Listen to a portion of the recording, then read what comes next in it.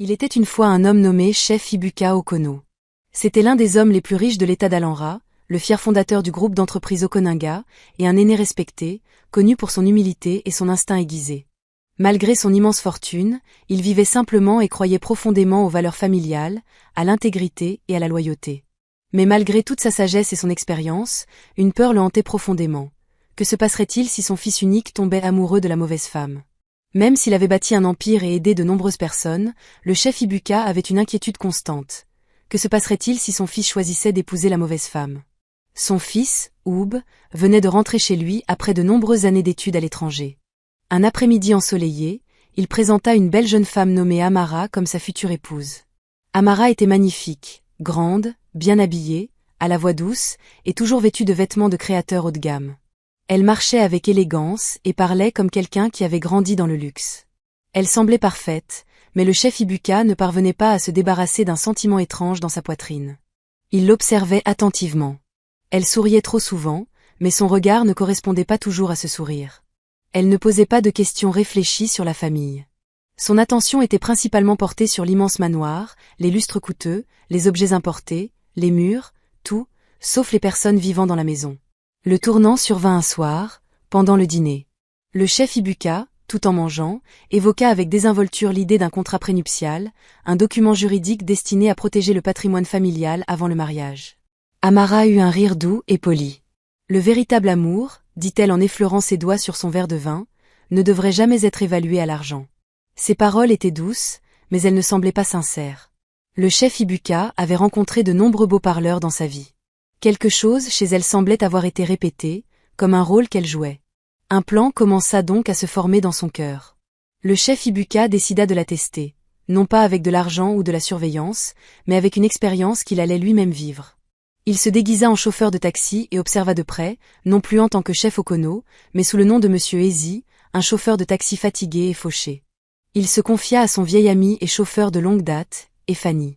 Je veux voir qui elle est vraiment, quand elle pense que personne n'est là. L'important, c'est de regarder, au gars. C'est ton plan, répondit Fanny en riant.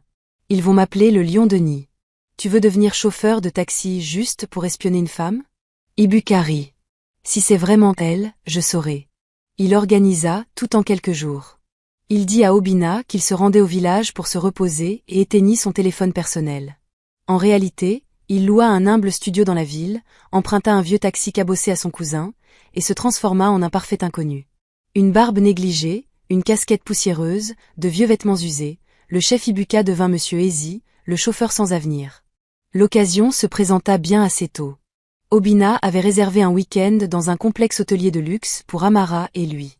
Ibuka y vit une opportunité idéale pour séparer son fils d'Amara. Il organisa secrètement une fausse urgence professionnelle, ce qui empêcha Obina d'aller au complexe avec elle. Au petit déjeuner, Obina dit à Amara. « Je voulais vraiment qu'on y aille ensemble, mais comme tout est déjà payé, tu devrais y aller et en profiter, d'accord ? Vide-toi la tête. » Amara hésita une seconde, puis sourit. « D'accord, j'y vais. J'ai vraiment besoin d'une pause. » Le chef Ibuka, déguisé en chauffeur de taxi, fut chargé de venir la chercher ce matin-là. Le jour du départ, il faisait chaud et sec, et le taxi ressemblait plus à un garage ambulant qu'à un véhicule de transport. Dès qu'Amara sortit et vit le véhicule, son visage se décomposa de dégoût. « C'est le taxi ? » demanda-t-elle en haussant les sourcils. « Oui, madame, » répondit le chef Ibuka d'une voix rapide, en lui ouvrant la portière. « Namigu, je suis tranquille. » Elle lança un regard dédaigneux, regarda encore la voiture, ses lèvres se pincèrent de dégoût, puis elle monta sans un mot. L'odeur de son parfum coûteux emplit instantanément le taxi pendant qu'il roulait vers la destination. Le chef Ibuka tenta de discuter avec elle pour tester ses réactions. Il inventa des histoires sur sa vie. La mort de sa femme, les difficultés à élever ses enfants, les femmes qui n'aimaient que les hommes riches de nos jours. Amara garda les yeux rivés sur son téléphone, ne répondant que par de brèves phrases. Elle ne posa aucune question, ne manifesta aucune compassion. Puis un appel arriva. Son ton changea instantanément. « Salut bébé », dit-elle d'un ton qui força Ibuka à serrer le volant plus fort. « Oui, il n'a pas pu venir. J'y vais seule. C'est l'occasion rêvée. À bientôt. » Ibuka ne dit rien, mais son cœur battait fort. Ce n'était pas la voix d'Obina. À l'autre bout du fil, elle parlait clairement à un autre homme, quelqu'un qu'elle était impatiente de retrouver. Ses soupçons grandissaient. La trompait-elle? Il prit délibérément un itinéraire plus long, prétextant des embouteillages sur la route principale. « Olga, s'il vous plaît, conduisez plus vite. Je ne veux pas être en retard. »« Oui, madame, » répondit-il calmement. Ils arrivèrent enfin. Le lieu était époustouflant, niché au bord d'un lac, avec des palmiers se balançant dans la brise. Il ouvrit la porte sans un merci et se dirigea d'un pas pimpant vers l'entrée de l'hôtel. Ses talons claquèrent brusquement sur le trottoir. Le chef Ibuka se serra sous un arbre voisin. Il attendit, la regardant à travers le pare-brise poussiéreux. 15 minutes plus tard, un SUV noir élégant s'arrêta. En descendit un homme grand et musclé, portant des lunettes de soleil et un style assuré. Il avait du style. Quand Tamara le vit, son visage s'illumina comme un sapin de Noël. Elle courut droit vers lui. Il la serra fort dans ses bras. Le cœur d'Ibuka se serra. Ses pires craintes se confirmaient. Ibuka regarda l'homme de plus près. Ce n'était pas un inconnu. Il savait qui il était. Il avait déjà collaboré avec lui en affaires, jusqu'à ce que l'homme l'arnaque dans une affaire qui lui avait coûté des millions. Il s'appelait Darlington, un escroc qui avait disparu après lui avoir tendu ce piège, il y a 10 ans. Et il était maintenant avec Amara. Le chef Ibuka sortit son vieux téléphone de mauvaise qualité et prit une photo floue à travers le pare-brise. Ce n'était pas parfait, mais c'était une preuve suffisante. Sa poitrine était lourde, non seulement parce qu'Amara avait menti, mais aussi parce que son propre fils, son unique enfant, allait avoir le cœur brisé. Il avait déjà vu de la cupidité auparavant, mais cette fois, elle était chez lui, et les choses allaient empirer. Il resta assis dans le vieux taxi bruyant, pendant près de 30 minutes. Après avoir vu Amara et Darlington entrer ensemble, l'image resta. Elle se répétait encore et encore dans son esprit, comme un film qu'il ne voulait pas regarder. Ses mains reposaient sur le volant, mais son cœur était lourd de douleur. Il ne pensait pas seulement à Amara. Il pensait à Obina, son fils unique, un jeune homme bienveillant qui ne demandait jamais grand-chose, qui aimait facilement les gens et faisait confiance sans se poser de questions. Ce n'était pas seulement une femme infidèle, c'était une trahison plus profonde, cachée derrière un beau sourire, qui lui déchirait le cœur comme un couteau. Il n'avait pas encore la force de partir, alors il resta assis dans sa voiture. Il entendait la musique du salon. Des rires flottaient dans l'air, et chaque rire lui semblait comme si quelqu'un lui retournait le couteau dans la poitrine. La femme que son fils prévoyait d'épouser tenait la main d'un homme connu pour escroquer les autres. Après un moment, Ibuka démarra la voiture et s'éloigna. Il retourna à la seule chambre qu'il avait louée dans un quartier pauvre de la ville. Ce soir-là, il ne put pas dormir. Il resta allongé sur le mince matelas, fixant le ventilateur de plafond qui tournait lentement au-dessus de sa tête. La pièce sentait la poussière et le vieux, mais rien de cela n'avait d'importance. Ses pensées étaient ailleurs. Comment pouvait-il dire à Obina ce qu'il avait vu? Son fils le croirait-il ou dirait-il simplement « Papa, tu n'aimes pas ma fiancée. Tu ne veux pas que je sois heureux ?» Ibuka avait été mal compris à maintes reprises dans sa vie, mais cette fois, la vérité ne pouvait pas rester cachée. Il ne voulait rien précipiter et savait qu'il avait besoin de plus de preuves. Le lendemain matin, il porta la même chemise délavée et partit tôt. Il retourna au complexe hôtelier et gara sa voiture suffisamment loin pour que personne ne le remarque. De là où il était assis, il pouvait clairement voir l'entrée principale. Il attendit des heures. Et à 10 heures précises, Amara sortit seule du complexe. Elle avait l'air fraîche et heureuse. Ses cheveux étaient maintenant coiffés en un chignon soigné, et elle portait une robe différente de celle de la veille. Au lieu d'appeler un taxi, elle traversa la rue et monta dans une petite voiture rouge. Darlington conduisait. Et le cœur d'Ibuka se serra davantage. Il suivit discrètement la voiture, veillant à ne pas laisser plusieurs véhicules entre eux pour ne pas se faire repérer. Ils traversèrent des rues tranquilles jusqu'à un quartier chic, avec de grandes maisons, de hautes clôtures et des portails de sécurité. Darlington s'arrêta devant l'une des maisons. Amara se pencha, l'embrassa sur la joue, et sourit avant d'entrer dans la propriété, comme elle l'avait fait tant de fois auparavant. Ibuka prit des photos de ce moment. Il avait désormais plus de preuves à montrer, mais quelque chose en lui disait d'attendre. Il y avait encore plus à découvrir dans cette histoire. Le lendemain, il y retourna. Même heure, même endroit. Amara sortit de la maison. Cette fois-ci, elle portait des pantoufles et un petit sac. Elle marchait seule, sans Darlington. Ibuka la suivit attentivement, de loin. Elle marcha quelques pâtés de maison, puis entra dans un petit café. Elle choisit une table près de la fenêtre et commanda un verre. 10 minutes plus tard, un autre homme entra. Ce n'était pas Darlington, mais quelqu'un de plus jeune, peut-être à la fin de la vingtaine. Il lui sourit. Elle se leva et le serra dans ses bras. Les mains d'Ibuka tremblaient sur le volant. Que se passait-il? Trompait-elle Darlington aussi? Il sortit rapidement son téléphone et prit des photos. Il devait arrêter de faire semblant. Il ne pouvait plus continuer ainsi. Il décida d'appeler Obina. Mais au moment même où il sortait son deuxième téléphone, celui avec son vrai numéro, quelque chose l'arrêta. Le rire d'Amara s'arrêta net. Il leva les yeux et vit Amara se pencher vers l'homme, lui murmurer quelque chose à l'oreille.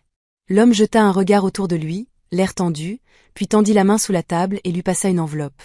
Les yeux d'Ibuka se plissèrent. D'un geste discret, l'homme glissa l'enveloppe, un mouvement qui rappela immédiatement à Ibuka les affaires douteuses qu'il avait vues dans la ville. Il avait autrefois conduit pour des politiciens et des escrocs, et il avait vu ce genre de manœuvre. Cette fois, il ne s'agissait pas seulement d'infidélité. Il y avait quelque chose de plus grave. Ce soir-là, Ibuka retourna dans sa chambre. Il s'assit à la petite table et commença à tout noter. Il écrivit les dates, les heures, les lieux. Il ajouta toutes les photos dans un dossier sur son téléphone intitulé « Vérité ». Mais des questions continuaient à lui trotter dans la tête. Pourquoi Amara rencontrait-elle autant d'hommes différents? Pourquoi faisait-elle comme si de rien n'était? Riant et souriant tout en trompant peut-être Darlington et Obina. Ça n'avait aucun sens. À moins qu'il n'y ait un plan plus profond derrière tout ça. Le lendemain, Ibuka retourna au café. Mais cette fois, il emprunta un uniforme de concierge à un ami qui travaillait dans le coin et se fit passer pour un agent d'entretien. Il fit le tour du café, près de la porte de la cuisine, d'où il entendit le personnel parler. 2 employés du café jasaient. Cette gentille fille, encore une fois. L'un d'eux ajouta. Elle vient ici avec des hommes différents chaque semaine. Un nouveau type à chaque fois. Je ne lui fais pas confiance. Un autre renchérit. La semaine dernière, elle a rencontré quelqu'un de bien ici, puis elle a parlé en petit groupe, a donné une enveloppe brune à mon frère. Il a dit qu'elle avait des torts. Bébé. Le cœur d'Ibuka se serra. Tout devenait clair. Amara n'en voulait pas seulement à l'argent d'Obina. Elle était peut-être impliquée dans du chantage ou une fraude. Elle pourrait même collaborer avec Darlington sur un plan criminel plus vaste. La même femme qui souriait gentiment à son fils pourrait être une dangereuse menteuse. Et s'il ne parlait pas, Obina ne risquait pas seulement de perdre son cœur, mais peut-être sa liberté, ou même son futur. Ibuka en avait vu plus qu'assez. Il avait des preuves, des photos claires, des rendez-vous documentés, et même des conversations enregistrées. Il n'y avait plus aucun doute dans son esprit. Amara n'était pas seulement une femme avide d'argent. Elle était impliquée dans quelque chose de dangereux. De sombres mensonges, des jeux tordus, des trahisons, tout cela soigneusement caché derrière sa beauté et sa douce voix. Mais le plus dur restait à faire, dire la vérité à son fils, Obina. Ibuka savait qu'il ne pouvait pas simplement s'approcher de lui et tout raconter. Il ne pouvait pas risquer qu'Obina pense qu'il était juste un père surprotecteur. Non. Il devait lui montrer les faits d'une manière indiscutable. Mais même avec la vérité de son côté, il savait que voir le chagrin de son fils serait plus douloureux que toutes les pertes qu'il avait jamais subies. Alors, il élabora un plan. L'anniversaire d'Obina approchait. La famille avait déjà prévu un petit dîner au domaine. Ce serait l'occasion idéale, car toutes les personnes importantes seraient présentes. Obina, les amis proches d'Amara, et même Goazi, la sœur de la défunte épouse d'Ibuka, qui avait toujours été comme une seconde mère pour Obina. Ibuka décida que ce serait le moment idéal. Pendant des semaines, il avait vécu comme un homme ordinaire, conduisant un taxi Noji en secret, mais il était temps de redevenir celui qu'il avait toujours été. Chef Ibuka. Un chef respecté. Un père fier. Il se rasa la barbe, se coupa les cheveux, et enfila l'une de ses plus belles tenues traditionnelles. La transformation choqua tout son personnel. « Chef, vous avez l'air différent », dit sa gouvernante. Les yeux écarquillés, le chef Ibuka esquissa un sourire calme. Le soir du dîner arriva, et tout était parfaitement dressé. Une longue table ornait la grande salle à manger, décorée d'assiettes dorées et de verres à vin étincelant. De délicieux plats garnissaient la table. Obina riait joyeusement et discutait avec ses amis. Il portait une tenue blanche de sénateur et ressemblait parfaitement à l'héritier. Devant une famille fière, Amara était assise à côté de lui, rayonnante dans une robe en dentelle verte étincelante. Elle semblait confiante et à l'aise, jouant un rôle parfait. Puis Ibuka se leva pour porter un toast. Il leva son verre de vin et dit « À mon fils Obina, l'avenir de notre famille. Que vos cœurs soient toujours protégés et vos yeux toujours ouverts. » Tout le monde applaudit. Amara sourit, certains tendirent même la main vers Obina, mais le chef Ibuka n'avait pas fini. Il s'éclaircit la gorge et dit: Avant de continuer avec le repas, je voudrais partager une courte vidéo que j'ai réalisée lors de mon récent voyage. Un membre du personnel abaissa les lumières, et un projecteur s'alluma. Des espaces vides se remplissaient de tension. Sur l'écran, on vit des photos d'Amara et de Darlington se tenant la main. Puis des extraits du café, où Amara avait rencontré un autre homme et reçu une enveloppe de marque.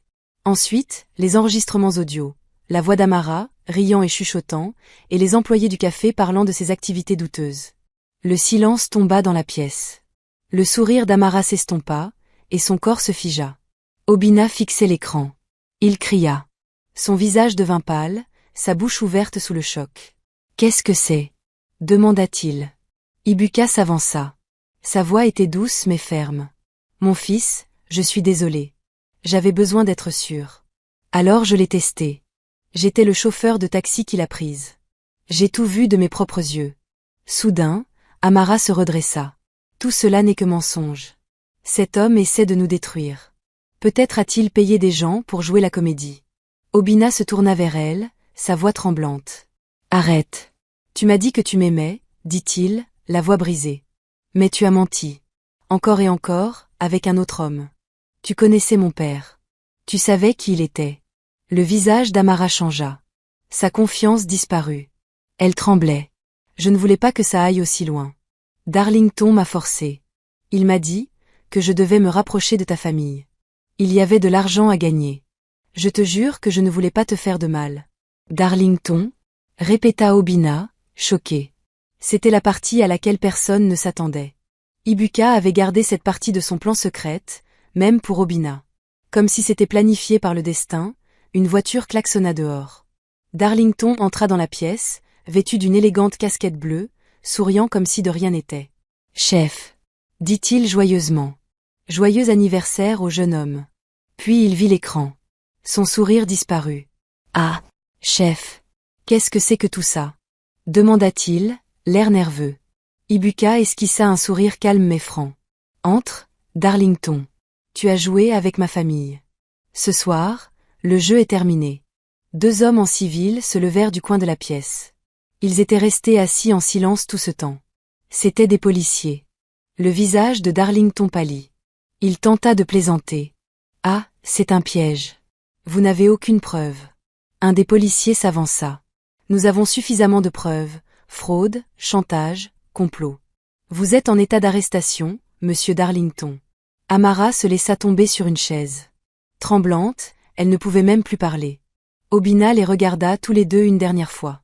Ses yeux étaient remplis de douleur. « J'ai besoin d'air » murmura-t-il avant de sortir de la maison. Saint-Gy le suivit, essuyant ses larmes. Cette nuit-là, Obina revint après avoir marché seul pendant un long moment. Il ne dit pas grand-chose, mais lorsqu'il vit son père, il s'approcha et le serra fort dans ses bras. « Merci. Tu m'as sauvé. » Le chef Ibuka le serra aussi. « Tout va bien, mon fils. Le rôle d'un père est de voir ce que son fils ne voit pas. Mais la prochaine fois, fils, fais confiance à ton instinct. Je suis sûr que tu avais vu les signes. Ne les ignore pas. » Obina hocha lentement la tête et s'essuya les yeux. Amara et Darlington furent officiellement accusés de fraude. D'autres victimes se présentèrent pour témoigner, et il s'avéra qu'Amara trompait des hommes riches depuis des années, en utilisant un faux amour pour obtenir leur argent. Obina avait besoin de temps pour guérir. Il partit à l'étranger pendant un certain temps. À son retour, il était plus fort, plus sage, plus calme, mais plus prudent. Quant au chef Ibuka, il reprit une vie paisible. Il passait son temps à se promener dans sa propriété, à regarder le soleil se lever et se coucher, à profiter de la sérénité. Il garda le vieux taxi dans un petit hangar, non pas parce qu'il en avait besoin, mais parce que cela lui rappelait quelque chose d'important, protéger ce qu'on aime. Parfois, il faut faire ce que personne n'attend. Merci d'avoir regardé cette histoire. J'espère qu'elle vous a plu. Commentez ci-dessous ce que vous avez appris de cette histoire et n'oubliez pas d'aimer et de partager avec vos amis. Chers amis, jusqu'à ce que je vous apporte une autre histoire merveilleuse et captivante. Soyez bénis.